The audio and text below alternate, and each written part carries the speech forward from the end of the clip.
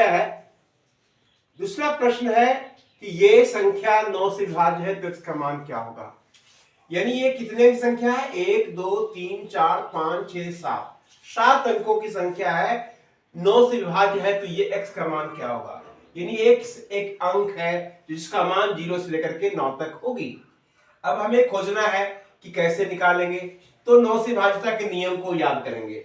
9 से विभाज्यता का नियम क्या है, जिसके अंकों का योग 9 से विभाज्य होता है वह संख्या 9 से विभाज्य होगी। इसके अंकों को जोड़ते हैं, 6 + 7 + 1 + x + 4 + 8 + 3, 6 7 13, 13 1 14, 14 4 18, 18 8 26, 26 3 29, 29 + x। अब 29 के आगे 9 से विभाजित होने वाली संख्या है 36। अब ये 36 के बराबर अगर हो जाता है तो x का मान 36 - 29, यानी 16 में 9 गया तो 7, 2 में 2 चला गया 0, 7, यानी x का मान 7 रहने पर ये 9 से विभाज्य होगा। साथियों क्या किए, इसके अंकों को जोड़ दिए तो 29 आ गया प्लस x है। अब ये 29 के बाद हमें देखना है कौन संख्या 9 से विभाज्य होगी, तो 9 चौके 36, 36 होता है, यानी ये 36 के बराबर होना चाहिए। तो x में कितना, x की जगह कौन सा मान होगा, 29 में क्या जोड़ेंगे तो 36 हो जाएगा, तो 7, यानी x का मान हो जाएगा 7। ये संख्या 11 से विभाजित, तो x का मान बताना है। तो ये संख्या 11 से विभाजित का नियम यह है कि पहले स्थान, तीसरे स्थान, पांचवें स्थान और सातवें स्थान के अंकों का योग कितना होता है, ये जोड़ते हैं। तो 4 3 7, 7 7 14, 14 8 22, ये 22 हो गया। और ये बच गया 8 2 10, 10 + x। ये दोनों का अंतर या तो 11 हो या 11 का अपवर्त होना चाहिए। तो 10 + x घटा के कितना करेंगे, 11। तो 22 - 10 - x बराबर हो गया 11। 12 में 10 घट गया तो 22 में 10 घट गया तो 12 हो गया। 12 इस -x बराबर हो गया 11। अब इस 12 में इसको इधर ले आएंगे, -11 बराबर x, 1 बराबर x, यानी x का वैल्यू क्या होना चाहिए, 1। x की जगह अगर 1 आ जाता है तो ये संख्या 11 से विभाज्य होगी। अगला प्रश्न है, ये संख्या 3 से विभाज्य है तो x का मान क्या होगा।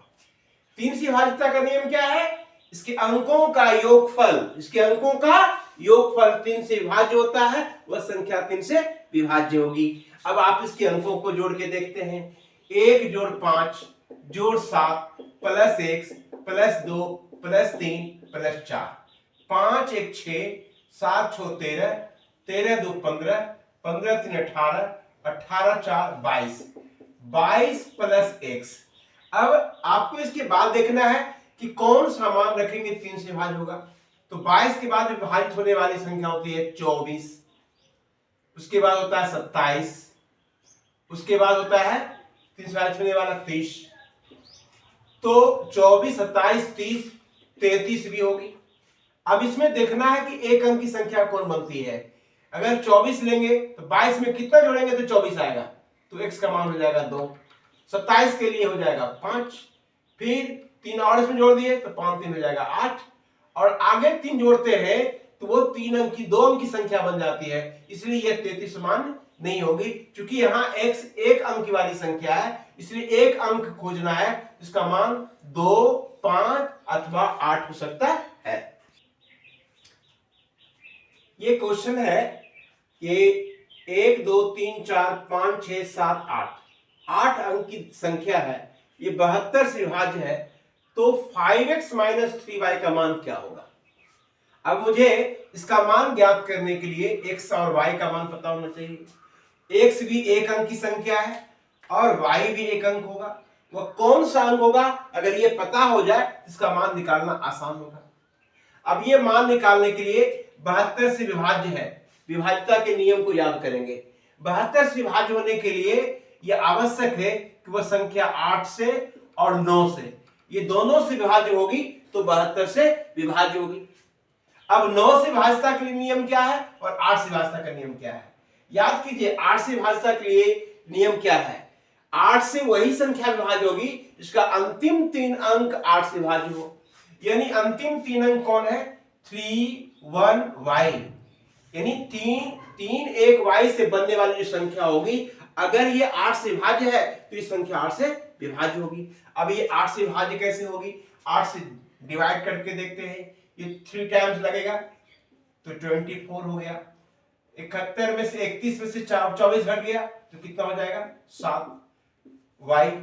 अब 7 पर 2 72 होता है, 9 8 72, यानी y का मान कितना होना चाहिए? 2। अगर y का मान 2 हो गया तो ये 8 से विभाज्य होगी।